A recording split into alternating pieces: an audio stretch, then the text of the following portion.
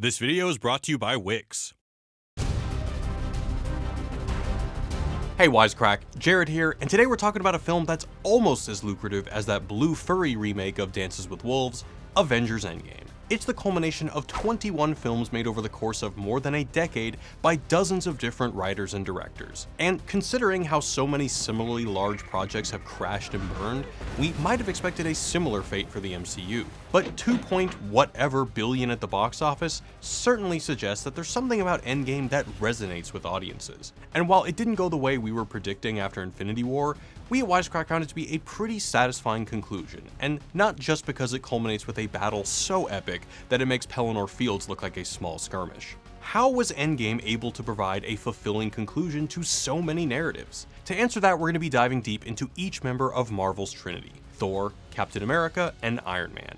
Three heroes who have a variety of differences in powers, personalities, and philosophies, but one of their main differences is the way that their arcs are structured. Not only do each of the big three embody different methods writers use to dramatize character growth, but they also align pretty closely with some of the different ways philosophers have thought about the arc of human history. And it's our contention that by building off these traditions that are so central to our understanding of human history, the Marvel movies are able to build up to conclusions that strike us as fitting and emotionally resonant. Welcome to this Wisecrack edition on Avengers Endgame, and in case you were dusted out of existence for the past 10 years and were just snapped back, spoilers ahead for the entire Marvel Cinematic Universe. But before we get into it, I want to give a shout out to our sponsors over at Wix. In our recent video on automation, we asked you to send us your Wix websites, and wow, I was honestly taken aback at some of the submissions we got. You guys make some awesome stuff. Today I want to feature the work of Angela. Angela's Wix site showcases her amazing talent as an animator and a media artist. I particularly liked her figure drawing model animation. Whether you want to create a blog to share your thoughts with the world, or make a creative portfolio like Angela, Wix offers so many ways to create a professional looking website that will really let your work shine. Even if you've never built a website before, Wix gives you the tools to create something really unique. You can start from scratch or draw from their thousands of beautiful templates to create something that perfectly fits your vision. Keep sending us your work and we'll continue to feature our favorites. So create your website today by going to wix.com/wisecrack and send it to us when you're done. Plus it's free, so why not? And now, back to the show.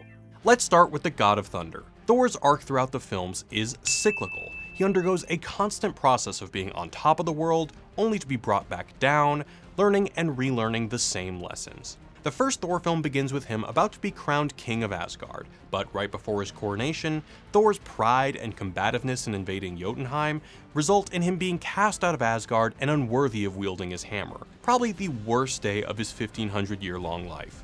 While he's exiled on Earth, he learns the lesson Odin wanted, to not be so bellicose and vainglorious. As a result, he becomes worthy once again, ending right where he started as the Prince of Asgard. The Dark World starts with Thor riding high as he restores peace to the Nine Realms, but within a day, he's brought back low as his girlfriend is infected with space sludge, kidnapped by an evil elf, and both his mother and brother die.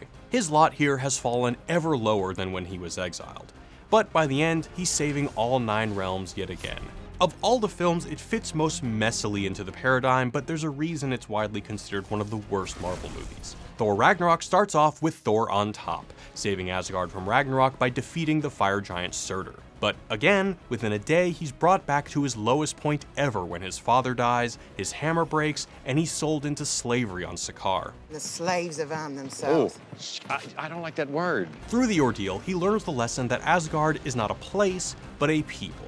As a result, his arc in the film ends right where it started, with him saving the people of Asgard from Ragnarok, even as the place itself gets death-starred.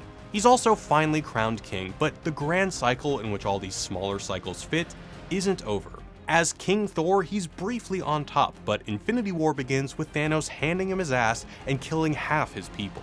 He's briefly back up when he acquires Stormbreaker and the power to off Grimace, but quickly back down again when killing him comes too late.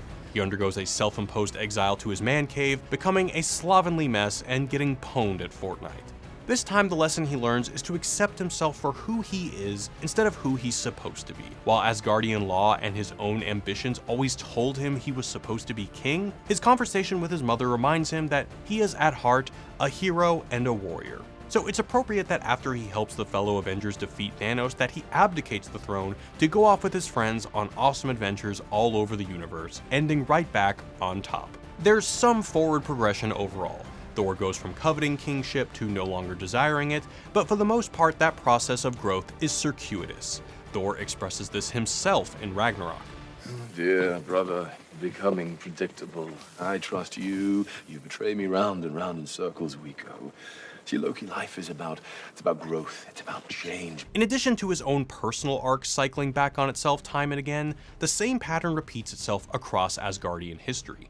Thor does not merely succeed his father on the throne, he recapitulates his father's most noteworthy act, losing an eye in exchange for wisdom.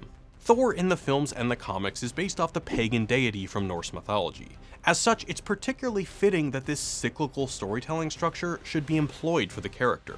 Many ancient philosophies and religions, such as the Stoics, Hindus, Maya, and Aztec, all conceived of history at the grandest scale as cyclical. From the fragments of Norse mythology that have been passed down to us through works like Snorri Sturluson's Prose Edda and Poetic Edda, the Norse are believed to have thought about history in a similar way.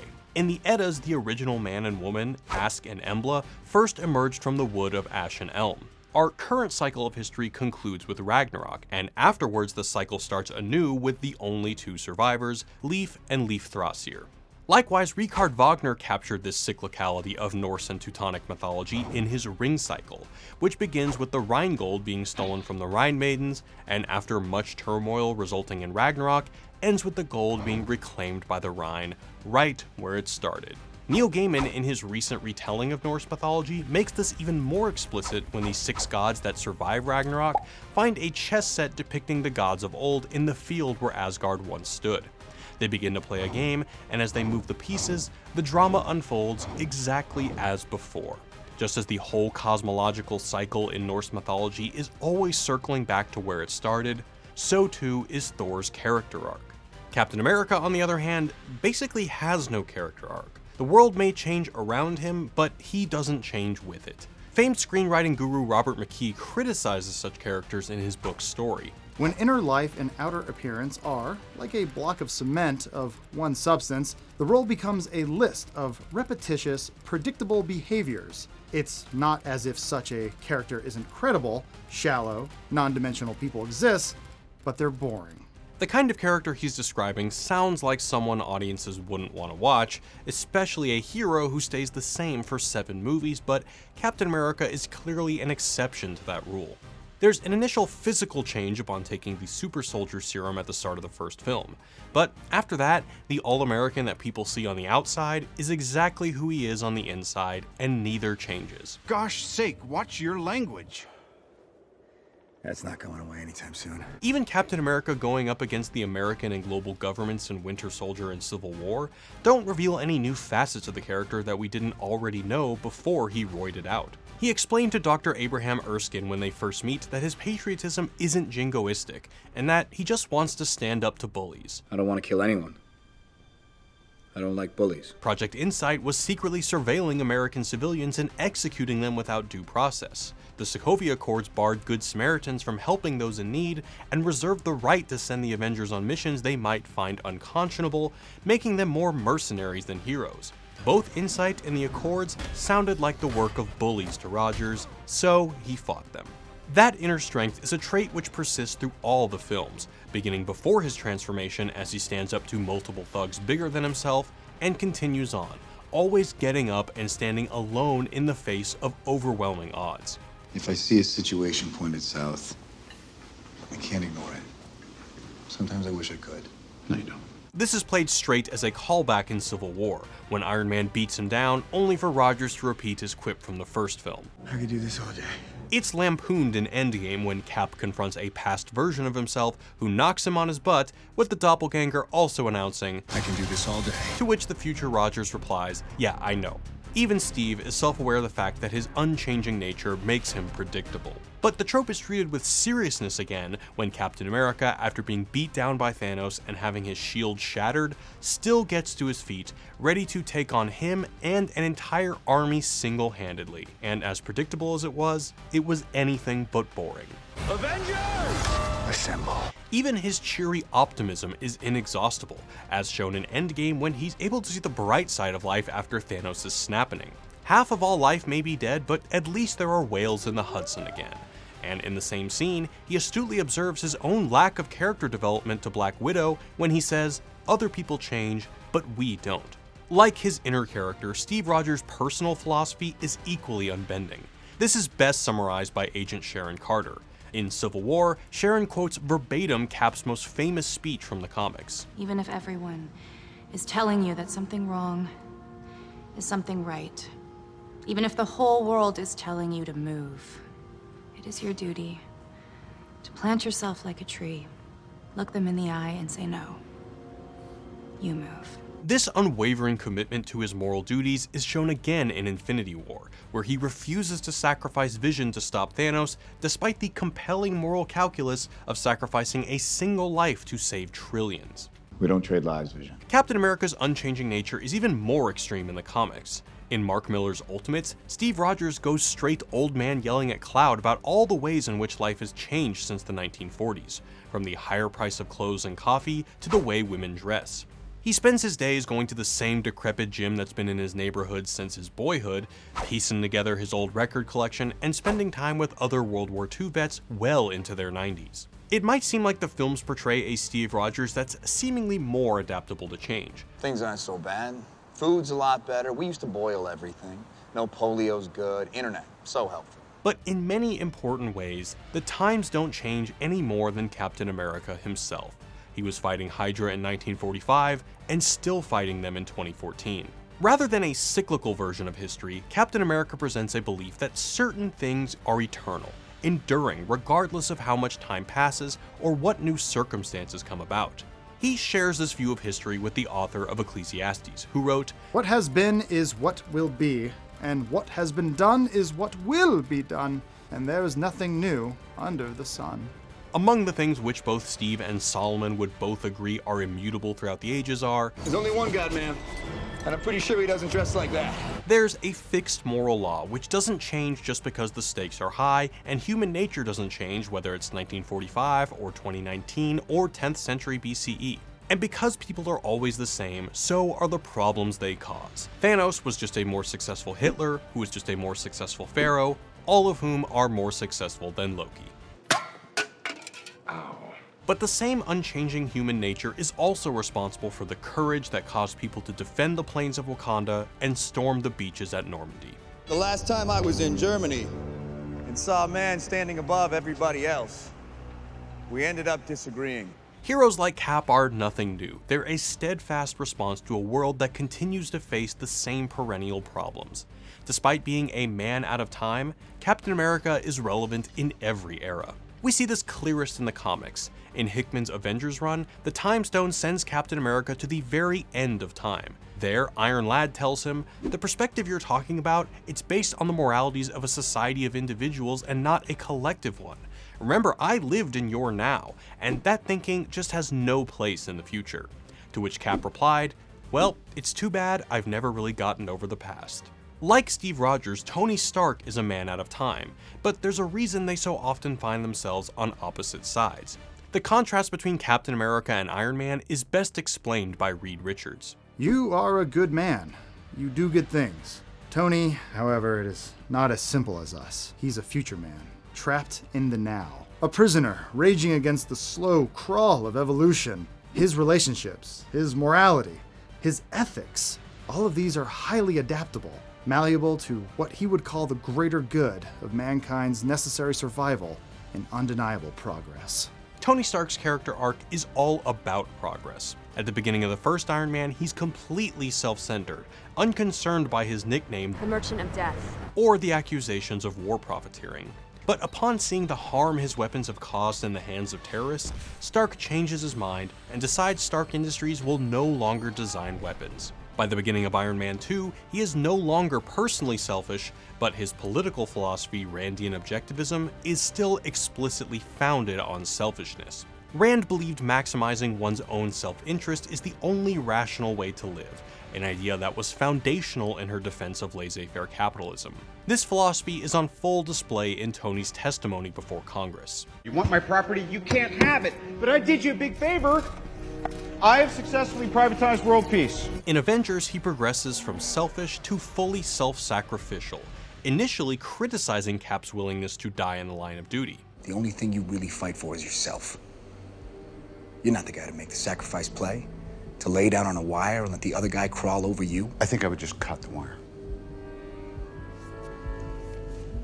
Always a way out. You know, you may not be a threat, but you better stop pretending to be a hero. But by the end of the battle, he shows a willingness to self-sacrifice when he flies the nuke through the wormhole.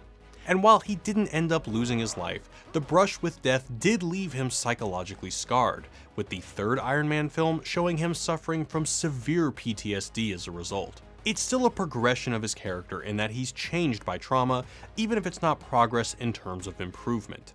Whether his character progression in Civil War is an improvement or just raw change depends on your political leanings. In his support for the Sokovia Accords, Iron Man has abandoned his libertarian leanings in favor of increased government intervention for the sake of a safer and more secure society. This progression is fairly gradual.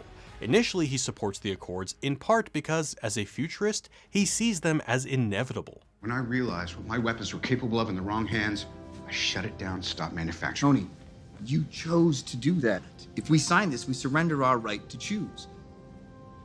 What if this panel sends us somewhere we don't think we should go? What if there's somewhere we need to go and they don't let us? We may not be perfect, but the safest hands are still our own. If we don't do this now, it's going to be done to us later.